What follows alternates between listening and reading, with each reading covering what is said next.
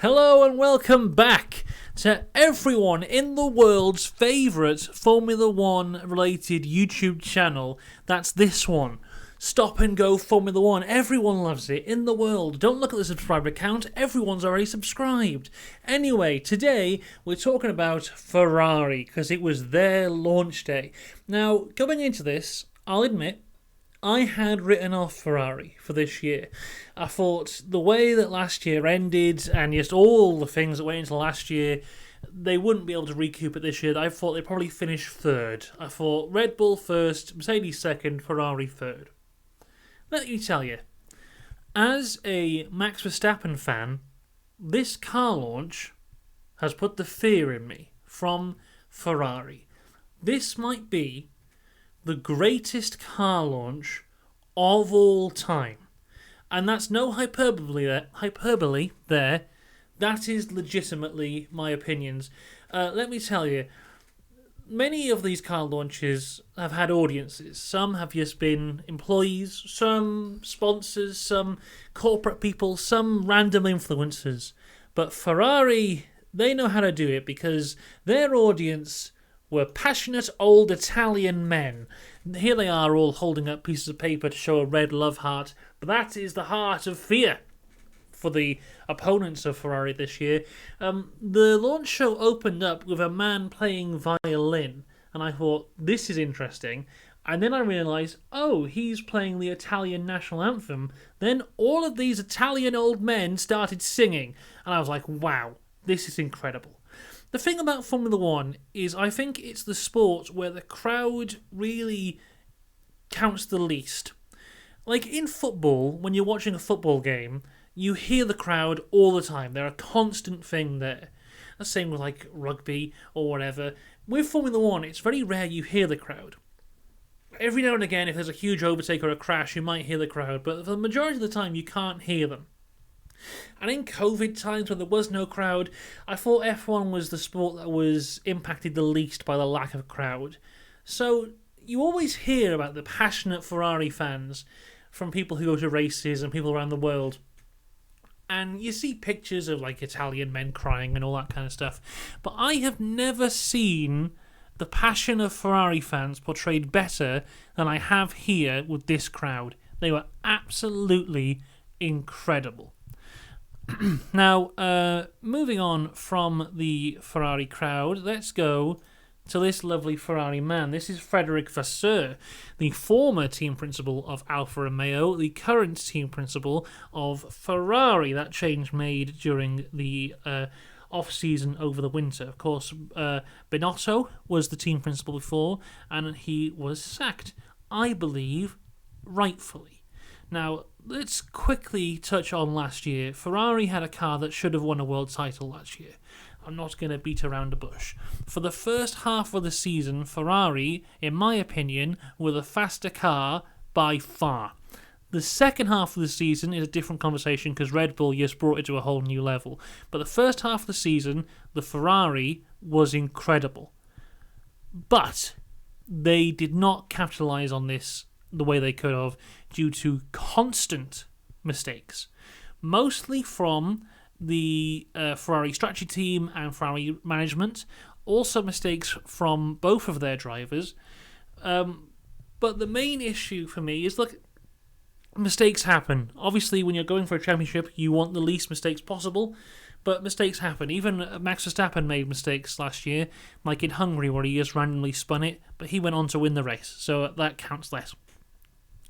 The issue, for me, came with every interview that Binotto would do after a huge mistake that had cost them a race win, huge amount of points, the championship. They'd go, Binotto, what on earth happened here? And he would always have the attitude of, we are Ferrari, Ferrari don't make mistakes, there was no mistakes here, we have nothing to learn from. And that attitude is awful and is the attitude I feel led to them losing last year. This man, Frederic Vasseur, I don't know much about him.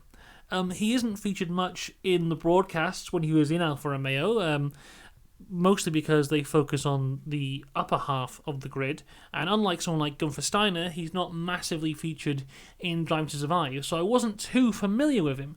But he did an interview today on the launch show, and I was incredibly impressed with him. He has a fantastic balance to him where he seems like he can be very friendly. He was joking, laughing with the interviewer, very approachable, but also seems to have a very one-track mind in terms of success. Like, the first question he was asked was, who do you think is going to win first, Carlos Sainz or Charles Leclerc? And his answer was, I don't care as long as one of them wins. Beautiful answer. Absolutely beautiful.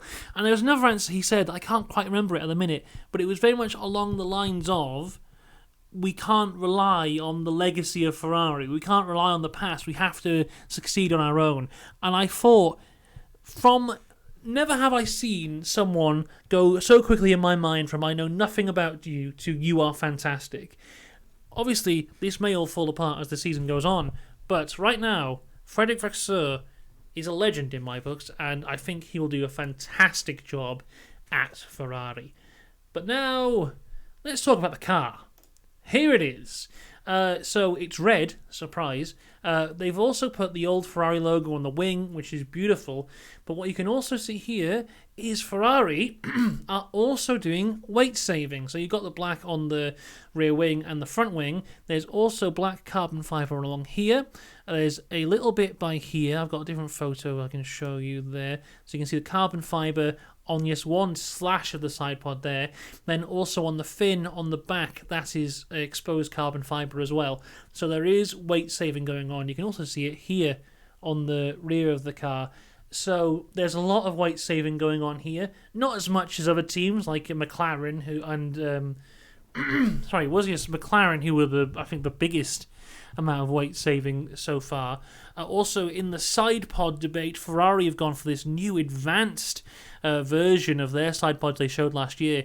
I was thinking about this last night, how most teams have gone for a Red Bull clone type side pod. And the thing is, if you go for that kind of design, you are always going to be 2 or 3 steps behind Red Bull, because they designed this whole idea. They will always be ahead of you. So I think it was a good idea for Ferrari to go for this new design here. Just much more advanced. If you see, I've got a zoomed in version here. Look at this air duct there. No idea what it does, but it's just absolutely beautiful. What's this here?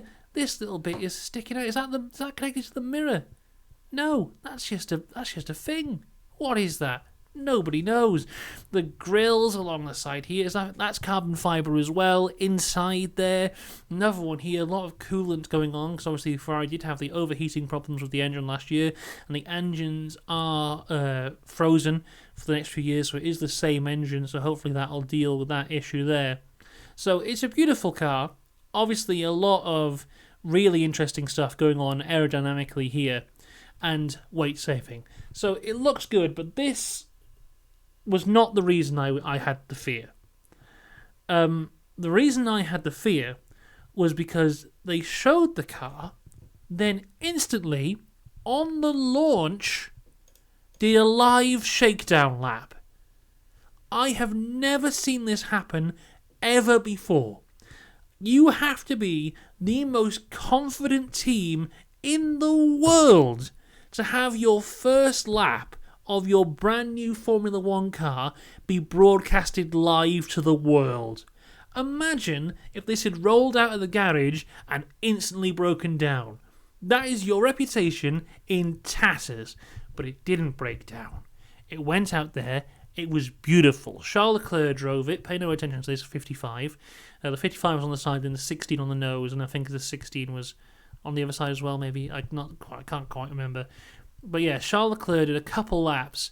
My God, it looks fantastic. The ride height has been raised this year in the regulations in order to fight against the porpoising that some teams had last year. I think by the end of last year, most teams had sorted the porpoising apart from Ferrari and Mercedes. So they were the ones massively benefiting from these new regulations. So there was no porpoising, but there was a bit of... the car was forced down a little bit and there were sparks coming out the back, but that's no concern. But yeah, the amount of guts you've got it. Look at this image here. Look at all these old Italian men waving to their hero Charles Leclerc. I mean, fantastic. Here's a photo of the car in actual light, so you can see a bit more there, the rear wing, and oh, wow, it's a beautiful looking car. And the balls of this team to do what they've just done. I mean, Red Bull have had their super secret shakedown, which they released one blurry image of. Ferrari have gone, come take a look, and lifted up their dress, and here it is. Oh my goodness. Also, they've launched the Scuderia Ferrari app like it's 2012. They're very passionate about their app. Wow, it's... Honestly, if I was any other team, this would put the fear into me, because this was absolutely fantastic. Let's take that off the screen before someone has some kind of a heart attack now. So there you go. That is Ferrari. Unbelievable. Beautiful. Talking about the drivers now. As I said, from last year, both made huge mistakes.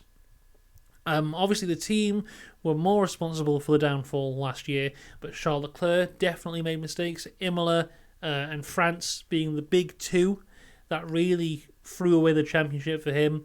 But overall, I think he was pretty decent. In the second half of the year, he just didn't have the speed to catch up with Max. But I think if he gets on top of those mistakes, he's home and dry. Carlos Sainz had a really interesting year, because I think he's got a really good head on him, where strategically he's there. He's always thinking. We saw that in Monaco, where he was a few steps ahead of Charles because he was thinking it through better and fighting against the strategy that Ferrari was giving him, and that in the end that benefited him. But especially at the start of the year, he had it really rough, where it was just mistake after mistake after mistake, and DNFs over and over and over again. Sometimes not his fault, but sometimes his fault. Towards the end of the year, he did turn that round. So I'm hoping, I'm not hoping, I hope that Max Verstappen wins the title, but hopefully for them, and hopefully for the entertainment of the show, they will both be able to learn from last year, which I think they will. And I really think that they can take it to Red Bull. They've convinced me. I know it's the Ferrari thing of this year's our year, but maybe this year is their year. I mean, it'll certainly be interesting. And what a Valentine's Day treat for Ferrari to come and give us this, because it was something else. Really, really impressive stuff. I think before this, McLaren had the best launch, even though McLaren's launch was really weird, where they did all these video packages, which were all fantastic, and then afterwards everyone was like, oh, the confidence wasn't there, and there's the rumours going around that McLaren are already thinking of all the upgrades they need to make their car go quick. But Ferrari, no, the confidence was there. They're in this, and they're hopefully gonna bring a fight. So it could be another season of Red Bull versus Ferrari, but of course there could be a third team in there, and that is the team of Mercedes, who will be unveiling their car tomorrow, 9:15 in the morning for people in the UK. Now, there's rumours flying around about them. Is it going to be the black livery? Is it going to be the silver livery? And will they be weight saving? I mean, if they go to black livery, there's a lot of weight saving to be gained there. And of course, the even bigger question, will they keep the no-pod design? I think they will, because I think they're stubborn, and they will find a way to make it work. I think if Mercedes turn up tomorrow with the black livery, with lots of weight saving, then we could have a freeway title fight on our hands between the top three teams. And oh my, wouldn't that be entertaining? That'd be something real special. But that's all from me today. I'll be back tomorrow to talk about the Mercedes. Remember to subscribe, because before I said everyone in the world's already subscribed. It's everyone but you, so you better subscribe, otherwise you'll be left out. But until tomorrow, goodbye!